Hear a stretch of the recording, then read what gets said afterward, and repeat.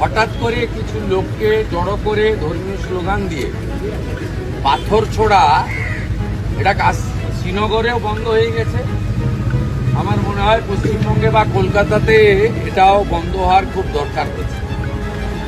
আমি শুধু আপিল করব, এই কাজগুলো করবেন না, এই কাজগুলো করবেন না, এই কাজগুলো থেকে বিরত থাকুন। যদি মনে করেন আগের সরকার আছে, আগের নিয়ম আছে, আগের মতো পুলিশকে ফোর্সকে হাত পা বেঁধে রেখে দেওয়া হবে, তাহলে কিন্তু ভুল করবেন।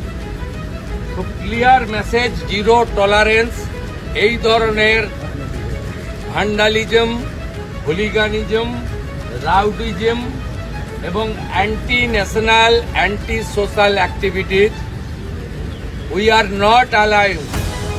আমি পুলিশ মন্ত্রী, হোম মিনিস্টার হিসেবে লাস্ট ওয়ার্ড বলে গেলাম, একটা পুলিশের গায়ে যদি হাত পড়ে, এই সরকার তার আইন প্রয়োগ করে যতদূর যেতে হয় হবে। শুধু অ্যারেস্ট নয়, কনভিকশন করানো পর্যন্ত ক্লোজ মনিটরিং করার দায়িত্ব আমাদের থাকবে।